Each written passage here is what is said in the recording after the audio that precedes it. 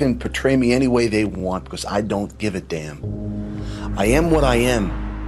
And until those people touch me close enough, they'll never know what I am. If they want to see me in this interview or in a newspaper article and say, what's the matter with this guy? Let them say it. But don't you analyze me and don't you tell me what I am until you get close enough to understand what I am. Then you can make an analysis of me. But don't you dare do it until that. Lyle Alzado was more than just a football player. He was a warrior, a man whose rage fueled his rise from a nobody to one of the most feared defenders in the history of the NFL. He played with a violence that made offensive linemen dread facing him, and quarterbacks feel his presence before the ball was even snapped. But the same fire that made him great also burned him from the inside. Every hit, every battle, every moment of dominance came at a cost, one he wouldn't fully understand until it was too late. He spent his career proving people wrong, refusing to back down from any fight. But this time, the opponent wasn't another player. It wasn't something he could overpower with his strength or sheer will. It was inside him, relentless, inescapable. By the time he realized what was happening, it was already too late. Therefore, his final battle became something no one expected, a desperate attempt to warn others before his time ran out. This is the story of Lyle Alzado's rise, his downfall, and the battle he fought until the very end.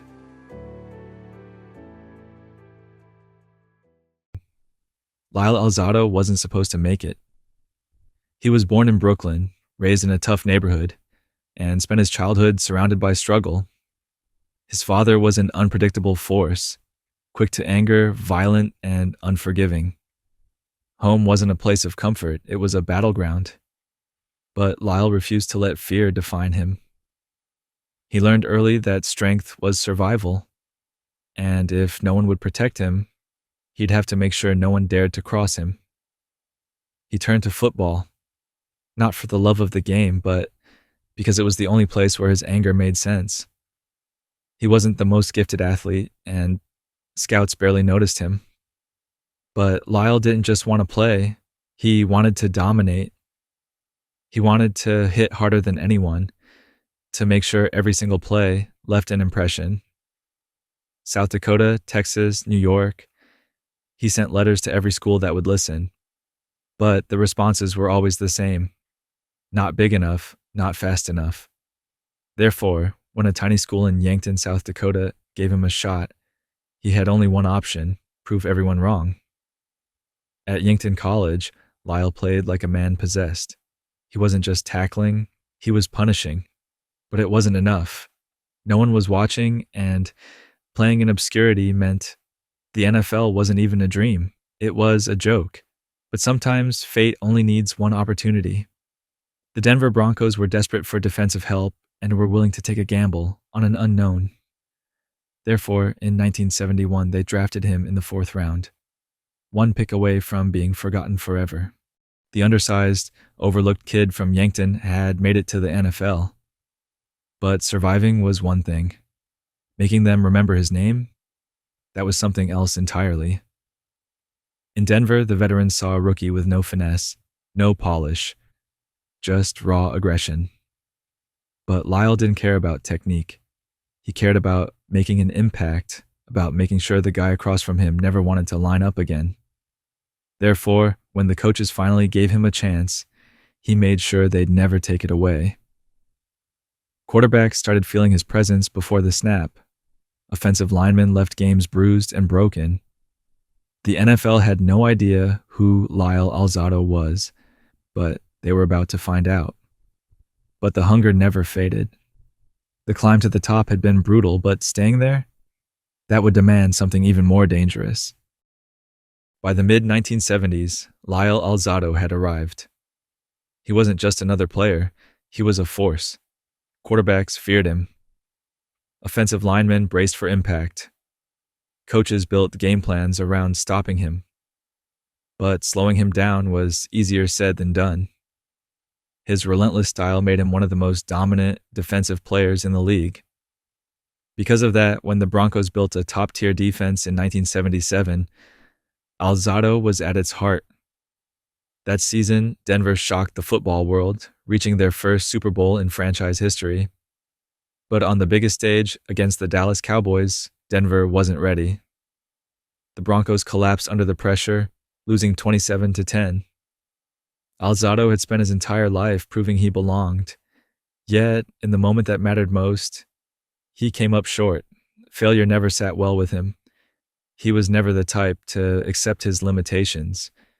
If strength wasn't enough, he would get stronger. If his body had a limit, he would break past it. That offseason, he pushed himself harder than ever, training like a man possessed. But no matter how much weight he lifted, how many hours he spent in the gym, he felt it wasn't enough. Football was evolving. Players were getting bigger, faster, stronger. Alzado saw it happening in real time. He knew the ones who couldn't keep up would be left behind. So, he made a decision, one that would change the course of his life. He turned to steroids. He wasn't alone. Across the league, performance enhancers were becoming an open secret. But for Alzado, this wasn't just about keeping up, it was about dominance. He wanted to be the most powerful man on the field, the one no one could stop. And for a while, he was. But there was a cost. The same drugs that made him stronger also fueled his rage. His emotions became harder to control, his temper more unpredictable. The fire that made him unstoppable was starting to burn everything around him. His relationship with the Broncos deteriorated. He was their best defensive player, but his intensity made him difficult to manage. In 1979, Denver decided they had enough and traded him to the Cleveland Browns. Cleveland was supposed to be a fresh start, a chance to prove he could still be a dominant force. But the team struggled, and Alzado wasn't the same feared player. His body had taken too much damage, and no amount of training or steroids could reverse it. By 1981, the Browns decided to move on. Most players in his position would have faded away. Injuries were piling up, and the game was moving on without him. But Alzado refused to be forgotten. He needed a team that matched his intensity, a place where his aggression wasn't just tolerated, it was celebrated. That's when the Oakland Raiders came calling. The Raiders were a team built for Alzado, rough, relentless, and unafraid to cross the line. In Oakland, there were no rules, only the game. The silver and black were synonymous with aggression, and no one embodied that more than Alzado. It was here, in the black hole of Oakland, that Lyle truly found his home. The Raiders were a team that didn't just tolerate the brutal side of the game, they thrived on it. For Alzado, this was the perfect stage. He wasn't just another player. He was the man they'd been waiting for. His power, his intensity, his willingness to destroy anyone who dared stand in his way fit seamlessly into the Raiders' infamous culture. In Oakland, he wasn't an outsider trying to fit in. He was a leader, a linchpin in the Raiders' brutal defense. His presence was felt in every practice, in every game. The intensity he brought didn't just set the tone, it defined it. In 1983, the Raiders saw their revenge. After years of falling short, this was their season. Alzado was the catalyst. His sheer force of will carried the Raiders to their first Super Bowl since their glory days in the early 1970s. He wasn't just part of the defense, he was the soul of it. That Super Bowl wasn't just about winning, it was about redemption. The Raiders had struggled in the past, but Alzado was different. He had something to prove, not just to the NFL, but to himself. This was the moment when all his sacrifices, all the pain, came together. The Raiders won 27-10, a statement to the rest of the league. But for Alzado, this victory meant more than a championship. It was his validation. After years of being overlooked, he had finally earned his place in football history. But for all his glory, the victory came with a price. The Raiders were built on grit, toughness, and an anything-goes mentality. And that mentality was wearing Alzado down.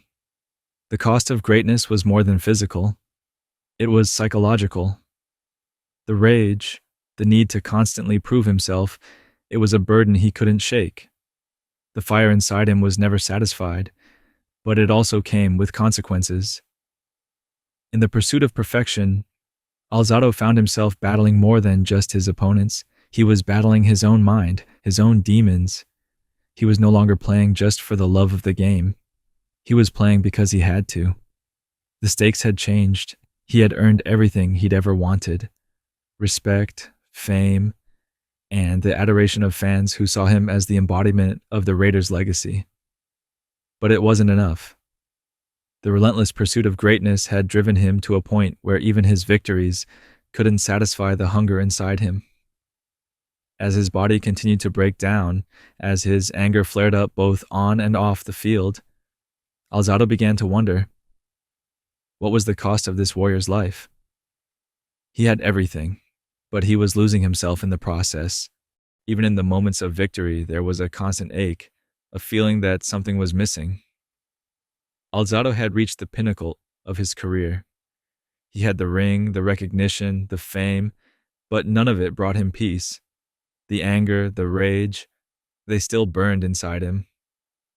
Despite all his accomplishments, despite the Super Bowl win, Lyle Alzado was still fighting battles far beyond the football field.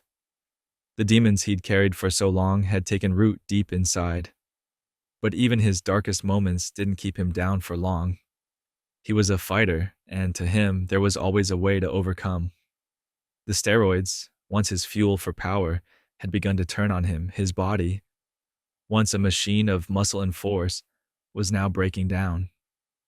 Alzado wasn't just battling aging, he was fighting the consequences of his own choices. His heart, his liver, his body as a whole, they were slowly deteriorating. Yet despite the warnings, he continued to push forward, not understanding that his greatest enemy wasn't the one lined up across from him on the field, it was himself. In 1983, after a brutal season with the Raiders, Alzado finally sought help. He checked into a rehabilitation facility, hoping to free himself from the physical and emotional toll of his career. But this wasn't just about his body, it was about his soul. Steroids had been a crutch for him, a way to fuel his anger and his drive. Now, without them, he was facing a much more profound emptiness. This was the beginning of his struggle for redemption. But redemption wasn't just about repairing his body.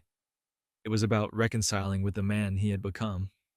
A man shaped by rage, by a desire for power, and by a fear that he wasn't enough. When he left rehab, Alzado was a changed man. But the change wasn't as dramatic as it seemed. Yes, he kicked the steroids. Yes, his body was beginning to recover. But his mind? His mind was still shackled to the past.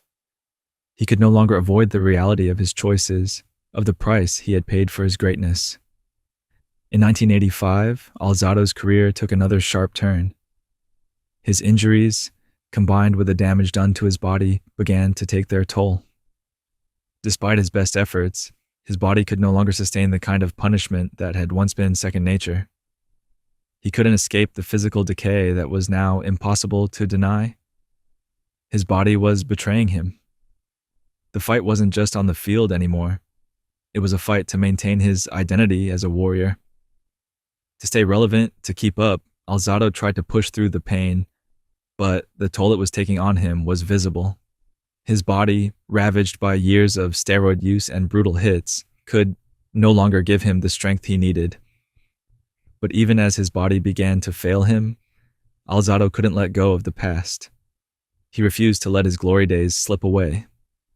Therefore, when he found out about a chance to face one of his greatest heroes, he couldn't resist.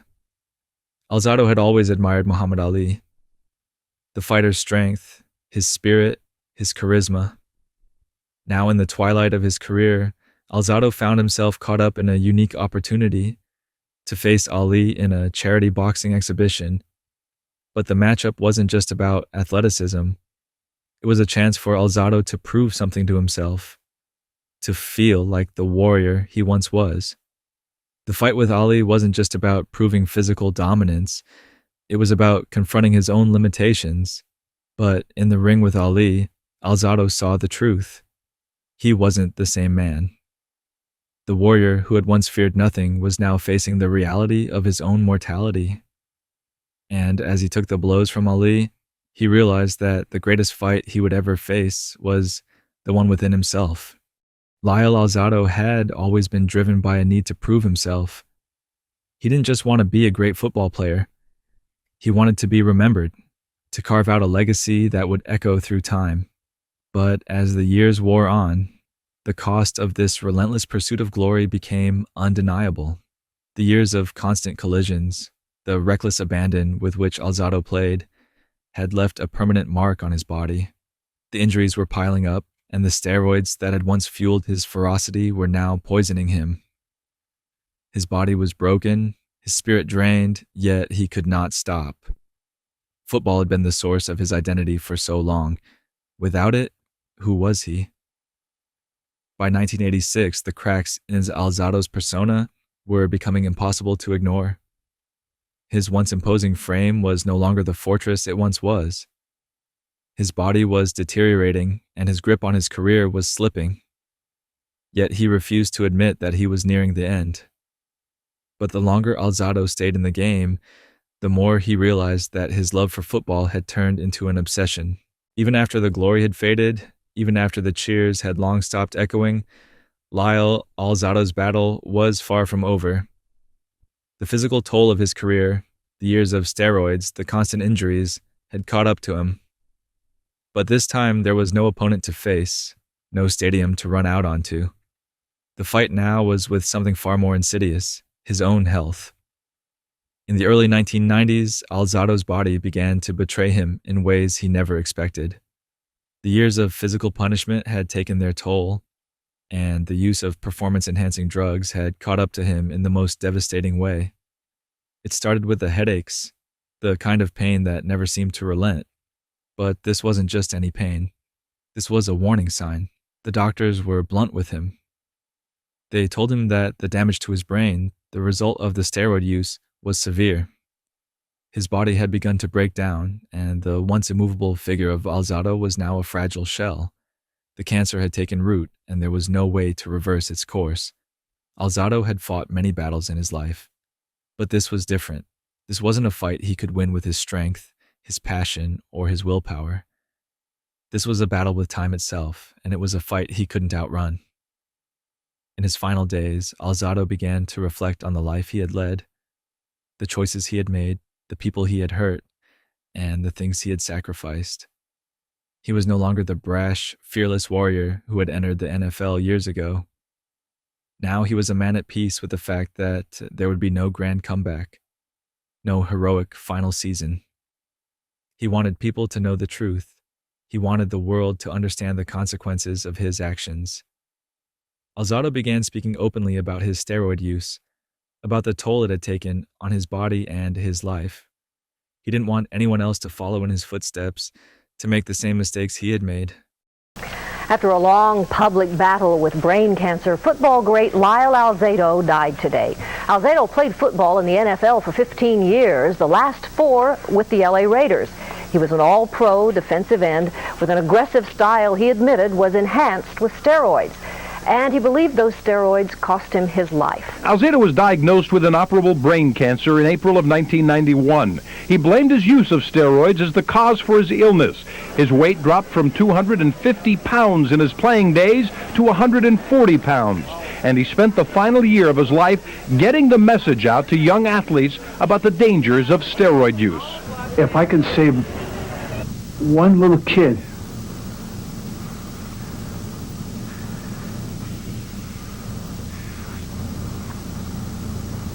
if I can make sure that they don't go through what I'm going through, then I'm happy for them.